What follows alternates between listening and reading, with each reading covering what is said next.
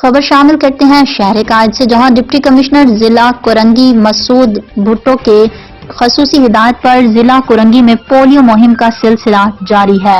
इस हवाले से मजीद तफसीलात देखते हैं हमारे चीफ रिपोर्टर कराची जावेद महमूद अनाई की इस रिपोर्ट में। बिल्कुल, डिप्टी कमिश्नर जिला कुरंगी मसूद भुट्टो की खसूसी हिदायत पर जिला कुरंगी में पोलियो मुहिम का सिलसिला जारी है, जबकि असिस्टेंट कमिश्नर कुरंगी मोहम्मद हुसैन खोसो ने पोलियो टीम वर्कर के हमरा कुरंगी में वाक़ सिल्वर टाउन में घर घर जाकर कम उम्र बच्चों को पोलियो वैक्सीन के 2 कतरे पिलाए, जबकि असिस्टेंट कमिश्नर लांडी और अब्बास शाह ने पोलियो टीम वर्कर्स के हमरा लांडी टाउन में वाक़ ब्राइट कैरियर स्कूल का विजिट किया